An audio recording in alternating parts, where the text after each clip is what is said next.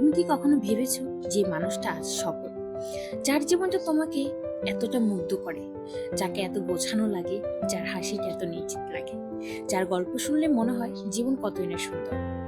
সে কি এমনই ছিল? একটু থামো আর একটু ভাবো। তুমি যাকে দেখছো সে কি, এটা কি তার গল্পের শেষ অধ্যায়?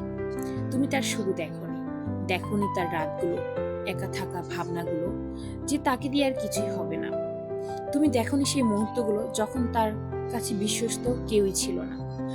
তুমি দেখোনি সেই কান্না, সেই ব্যর্থতা, সেই একাকিত্ব। তুমি দেখোনি কোনো কিছুই। তোমার মতোই ছিল জেকে রাউলিং, যিনি কিনা হ্যারি পটার লিখেছিলেন, যাকে আজ পুরো পৃথিবী চিনে। তিনি একদিন ছোট একটা বাচ্চাকে নিয়ে বসে থাকতেন। টাকা নেই, চাকরি নেই, ভবিষ্যৎ নেই। মানুষ ভাবতো এই মহিলাকে দিয়ে কি বা হবে, তবুও তিনি খাতায় লিখতেন, স্বপ্ন দেখতেন। 12 জন পাবলিকার তাকে বললেন যে তার বই কে পড়বে। তিনি থামেননি। 13 বার সুযোগে তার পৃথিবী বদলে গেল। সে বই কোটি কোটি মানুষের হৃদয়ে গেঁথে গেল। পার্থক্য কি ছিল?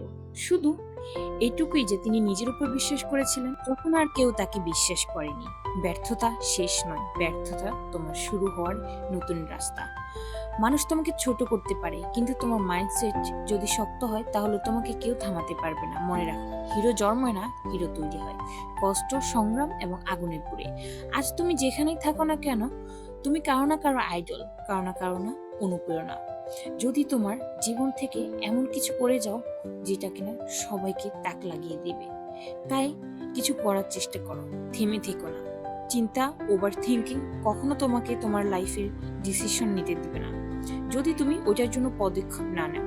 Change your mind, change your life.